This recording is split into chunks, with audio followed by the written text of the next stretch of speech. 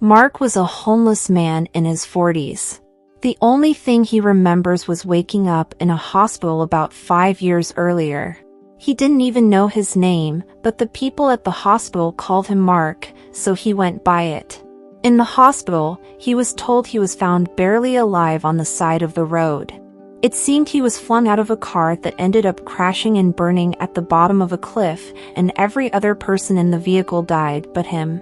The other people in the vehicle were all men, and there was no further explanation to their connection. The doctors knew that the accident had led to him suffering from amnesia, but they thought it was temporary and he would regain his memories with time. They couldn't trace his family as he had no ID on him, so when he was healthy enough to be released, they let him go with the hope that he would head back home. But Mark didn't go home, as he didn't know where that was. The first day he was released, he sat at the bus station for hours with no idea of where to go. When the last bus came, he went on in and got off at the last stop.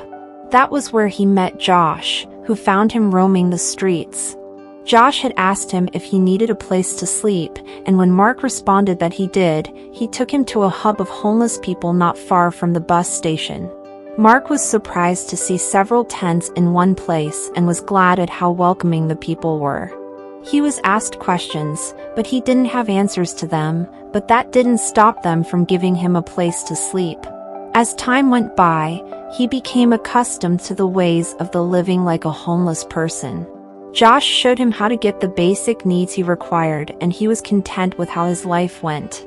But there was always something nagging at the back of his mind. He needed to know what his life was like before the accident. But it didn't come back to him.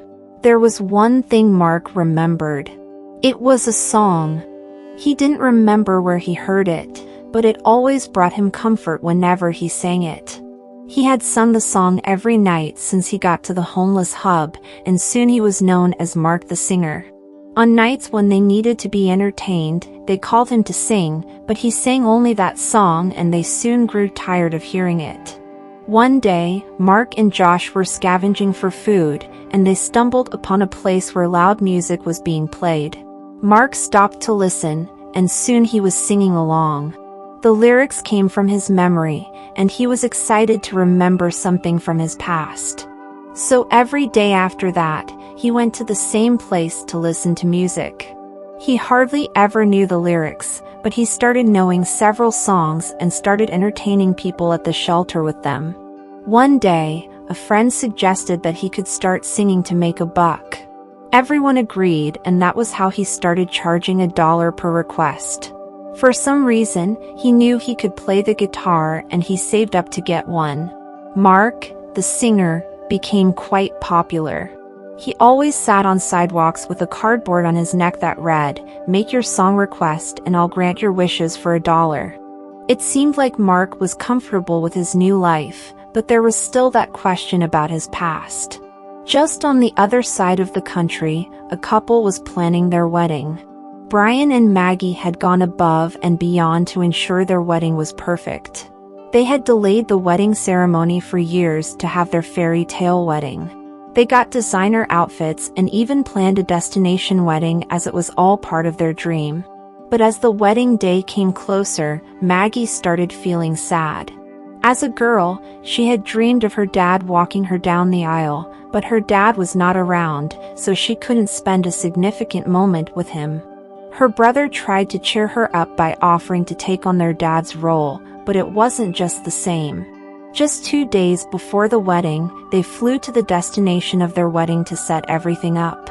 But that night before the wedding, they got a message from the band that was supposed to play that their flight had been delayed and they wouldn't be able to make it in time for their wedding.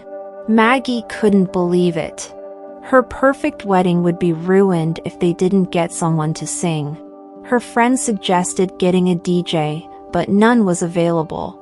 Someone then suggested compiling a playlist of wedding-themed songs on their phone and connecting it to the speakers. Maggie broke down in tears at the thought of it, but she agreed anyway as there was no other option left. After the music issue was resolved, the groom and his friends went to the town for the bachelor's eve. On their way, they heard a homeless man sing to a group of people. His voice was so sonorous, and a thought popped into the groom's head. He walked up to the man and asked him to sing a wedding song. After giving the man $1, the man's voice filled the air. Brian, the groom, then asked Mark if he would like to sing at the real wedding the next day, and the homeless man agreed. The next day, the groomsmen went to pick up the homeless man Mark from his usual spot. He had tried to dress up nicely, but his clothes were old and dirty. The groomsmen knew he wouldn't have something nice to wear, so they got him an outfit. His unkempt beard and long hair still made him look a bit haggard, but he looked better. They told him to come on stage to sing when it was time for the bride and groom to dance. Before the wedding reception, the groom had informed his bride that he had a surprise for her, but she couldn't think of what it was. When it was time for their first dance, she saw a man with a guitar go on stage. Maggie and some of the guests were not sure about his appearance. In fact, they were a bit shocked and wondered who this chubby-looking man was. But before Maggie could get upset once again, the man opened his mouth and began to sing. His voice was incredible. Maggie was so surprised and happy. Brian was pleased as well. Maggie kept asking where Brian had found him, but he didn't give her an answer. He just said, "Don't worry, my love, let's enjoy our wedding party." After Mark sang the first song, the people requested more. The first song that came to his mind was the song he remembered from his past. The only song he initially sang at the shelter. When he took the microphone and began to sing, the bride suddenly stopped dancing. She looked at the homeless man closely and said, "Dad?"